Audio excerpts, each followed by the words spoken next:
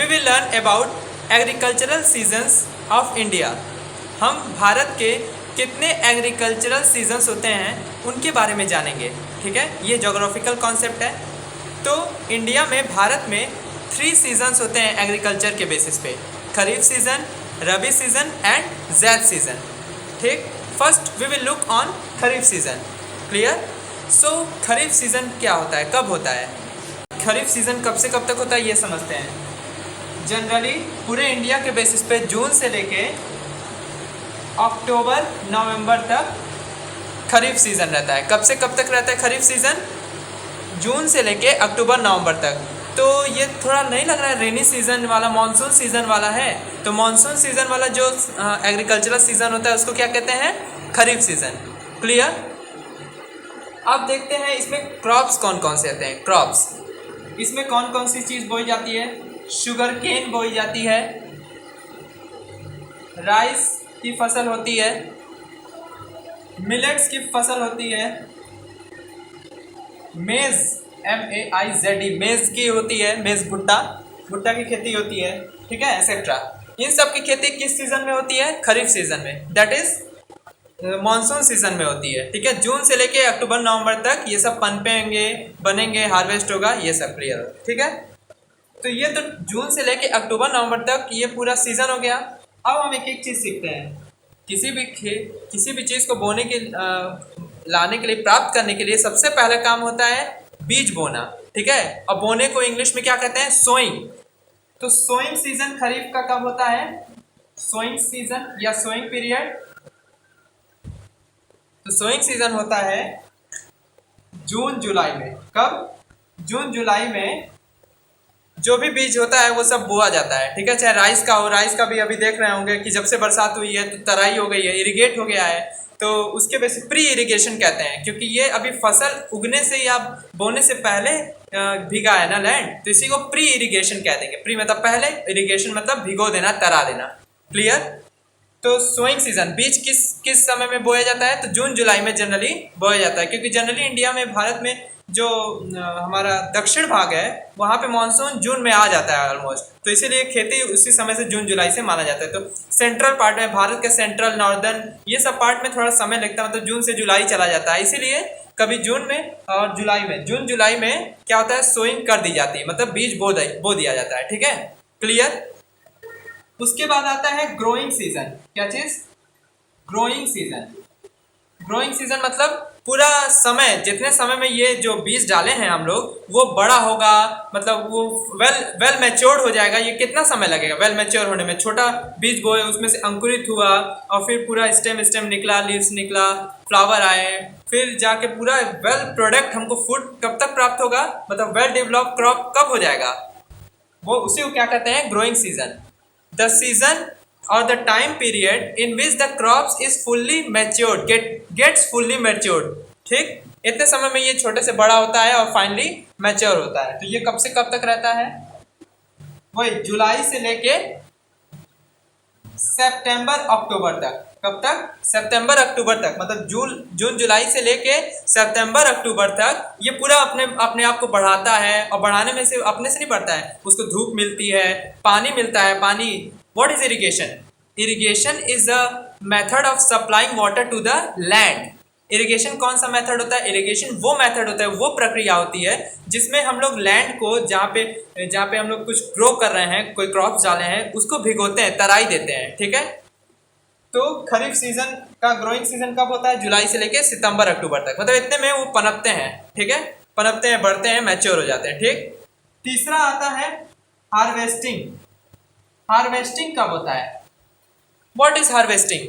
Harvesting is the process of cutting the fully matured crops. ठीक, harvesting वो प्रक्रिया होती है जिसमें हम लोग जब पूरा क्रॉप, फसल जो हो जाता है वो मैच्योर हो जाता है, ठीक है, पक जाता है अच्छी तरह से, जब उसको काटते हैं, उसी काटने के प्रोसेस को क्या कहते हैं? हार्वेस्टिंग। तो हार्वेस्टिंग इसका कब होता है जनरली इन क्रॉप्स का, खरीफ क्रॉप्स का?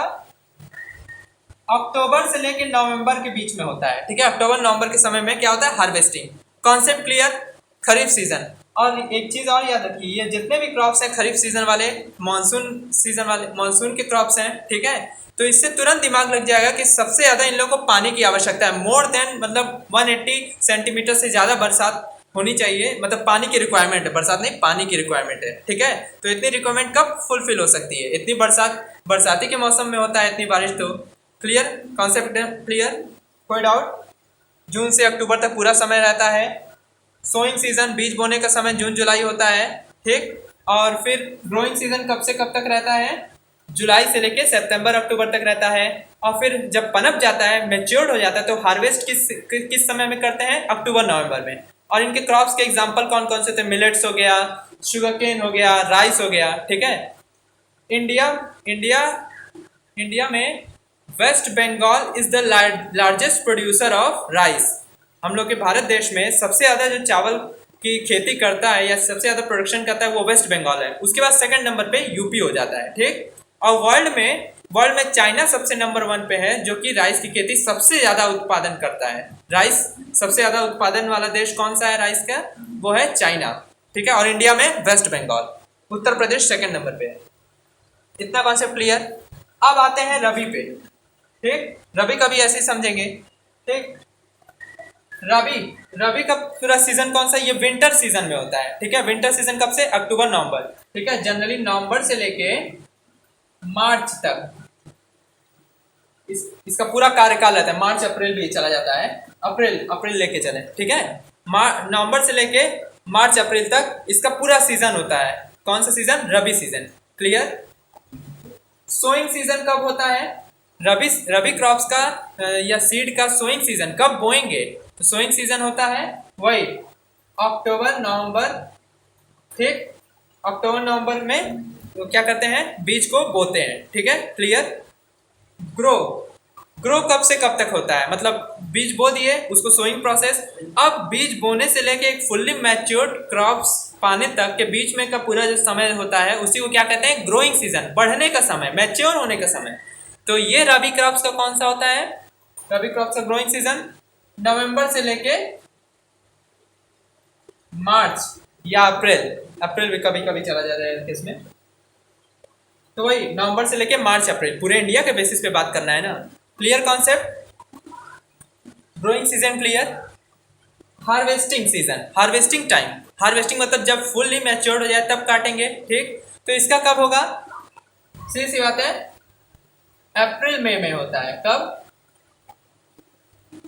अप्रैल मई में हार्वेस्टिंग करते हैं। जब पनप जाएगा तभी तो, क्योंकि ग्रोइंग सीजन ही कब तक? मार्च तक है, मार्च अप्रैल तक। तो सीधी सी बात है, मार्च में होगा तो अप्रैल के समय में शुरुआत करेंगे काटना। अप्रैल में पूरा ग्रो वेल मैच्योर्ड हो जाएगा तो मई तक काटेंगे, ठीक है। इसीलिए अप्रैल मई में इसकी हार्वेस्टिंग की जाती है। Clear concept? जैद में आते हैं। अच्छा नहीं, अब इसके एग्जाम्पल कौन कौन से हैं? कौन कौन सी खेती की जाती है? ये जनरली रबी क्रॉप्स समझ में आ रहा है। नवंबर से मार्च तो कैसा मौसम रहता है? ठंडा मौसम, विंटर वाला, ठीक। तो इसमें कौन कौन सी खेती की जाती है? वीट की खेती की जाती है, ठीक। गेहूं की खेती की जाती है। मस्टर्ड कितना अच्छा लगता है, पीले पीले सरसों हरे हरे मैदानों में, ठीक है। वीट हो गया, मस्टर्ड हो गया, ये सब कब बोए जाते हैं? उसी समय। किस समय? Rabi season, that is winter season में। क्लियर? जैद को हम फ्रूटी सीजन भी कह सकते हैं। Why fruity season? Because maximum fruits are generally grown in the zaid season. Zaid season में ना जनरली वेजिटेबल्स तो होते ही हैं, लेकिन थोड़ा बहुत रसीले फ्रूट्स भी होते हैं, पनपते हैं।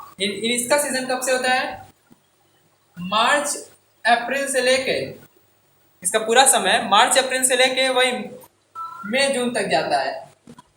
मई जून, कभी कभी जुलाई, ठीक है। तो जैद का कब से होता है? मार्च अप्रैल से लेके मई जून तक या जुलाई तक भी जा सकता है, ठीक है। इसमें क्या क्या बोए जाते हैं? Watermelon,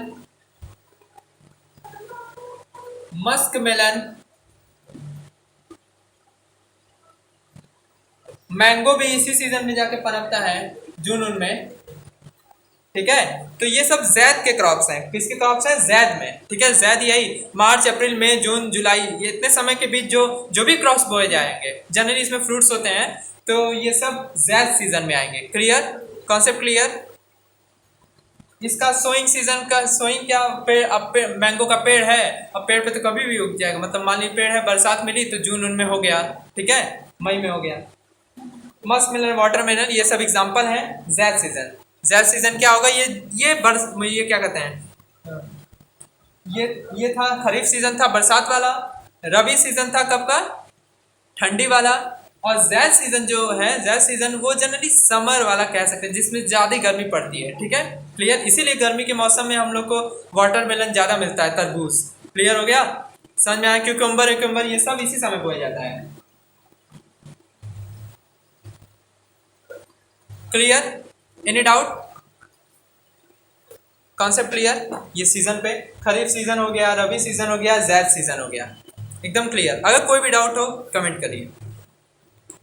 what are crops, crops किसको कहते हैं, ठीक, क्रॉप्स कई बार मैं अभी वर्ड इस्तेमाल भी किया हूँ। व्हाट आर क्रॉप्स या व्हाट इज क्रॉप, ठीक, a crop is a same type of seed grown at the particular area.